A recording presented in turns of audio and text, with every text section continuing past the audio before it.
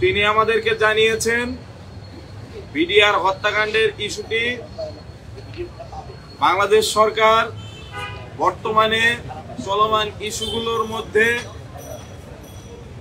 অগ্রাধিকার দিচ্ছে এবং যারা বিডিআর সদস্যরা আছেন অন্যায়ভাবে অনেকে চাকরিচ্যুত হয়েছেন, অনেকে জেলবন্দি আছেন, তাদের জন্য প্রয়োজনীয় পদক্ষেপ গ্রহণের তিনি আশ্বাস দিয়েছেন।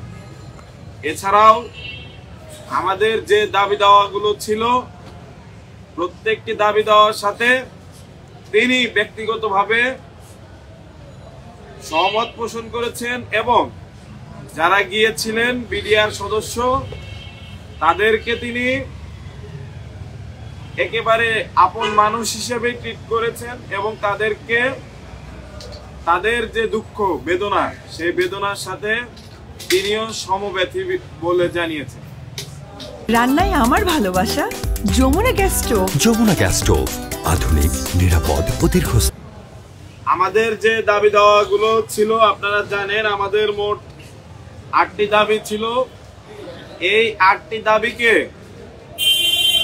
তিনি কমিশনের আওতাভুক্ত করার জন্য কাজ চালাবেন বলে আমাদেরকে আশ্বস্ত করেছেন।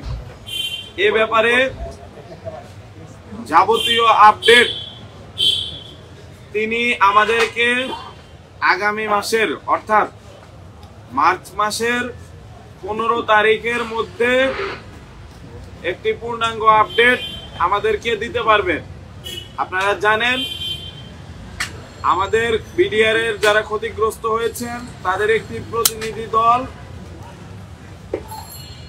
প্রায় 3 সপ্তাহ আগে কমিশনের সাথে দেখা করতে যায় এবং তখন কমিশনের তরফ থেকে তাদেরকে জানানো হয় এই কমিশনের এখতিয়ার শুধুমাত্র হত্যাকাণ্ডের সাথে জড়িত বা হত্যা মামলা সম্পর্কিত বিষয় নিয়ে। তখন তারা তাদের আবেদন জানান, আর্জি জানান, কিন্তু কমিশনের তরফ থেকে জানানো হয় তাদের এখতিয়ার সীমিত। তারই প্রেক্ষিতে আমাদের যে এই আন্দোলন সেই আন্দোলন আরো বেগবান হয় এবং তারই প্রেক্ষিতে আজকের যে বৈঠক সেটি অনুষ্ঠিত হয়।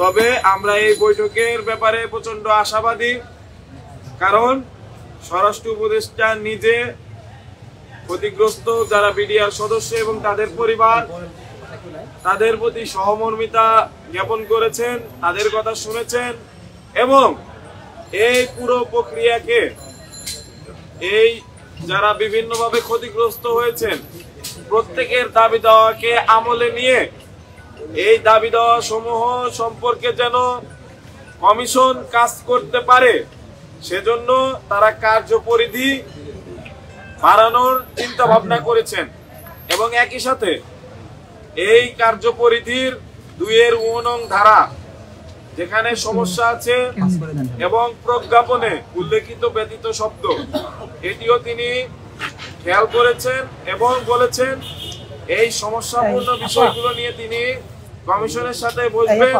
এবং এই কমিশনের কার্যপরিধি যেন আরো বৃদ্ধি পায় এই 8টি দাবি দেওয়াকে সামনে রেখে সেজন্য তিনি আগামী মাসের 15 তারিখ পরিপূর্ণ আপডেট জাতির সামনে তুলে ধরবেন বলে আশ্বাস দিয়েছেন।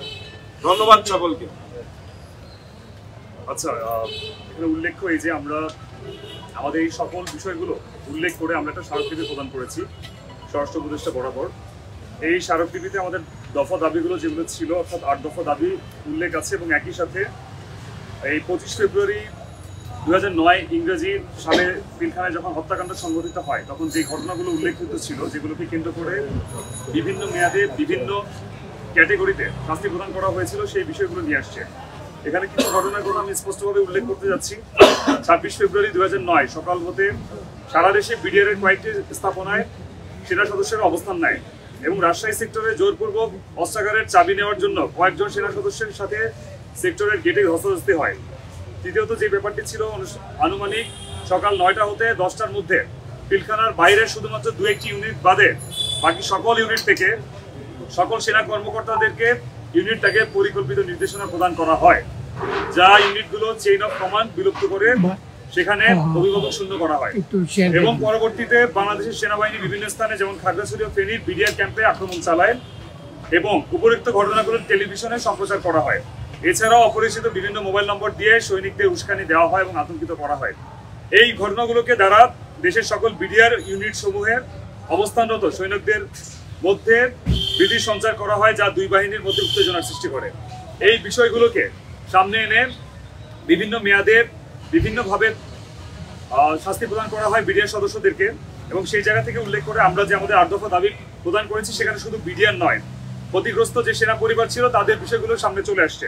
তো এই ক্ষেত্রে স্পষ্টভাবে আমরা এই 8 দফা দাবির কথা উল্লেখ করে আমরা এতটুকু আমরা আশ্বস্ত পেয়েছি এবং তাদেরকে এই লেটারটি থেকে এই আমাদের যে চিঠিটি রয়েছে সেখানে তাদেরকে রিসিভ করিয়েছি এবং তাদের কাছ থেকে আগামী 15 মার্চ এটির পূর্ণাঙ্গ এবং সুস্পষ্ট একটি আপডেট আমাদেরকে জানানো হবে তাদের পক্ষ থেকে, এই বলে আমাদেরকে আশ্বস্ত করা হয়েছে।